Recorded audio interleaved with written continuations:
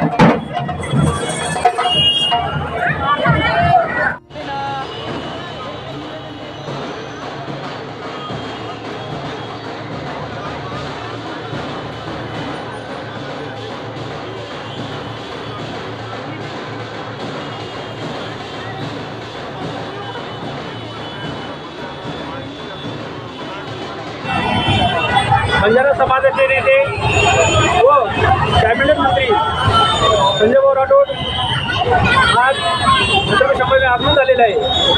आज त्यांचा बंजारा समाजाकडून त्यांचा जल्लोषात त्यांचा स्वागत करण्यात आलेलं आहे।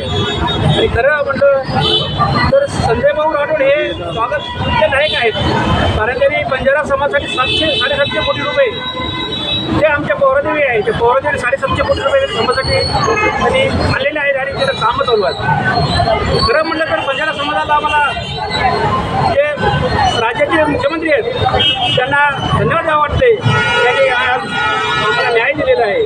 आज बंजारा समाज, तांड्या गावात राहणारा समाज, तांड्या गावात आजही रस्ते नाही आहे, आमच्या तांड्यामध्ये काय पाण्याची सुविधा नाही आहे, तर आज आम्हाला एक कॅबिनेट मंत्री आणि एक राज्यमंत्री म्हणून बंजारा समाज मिळाले आहे।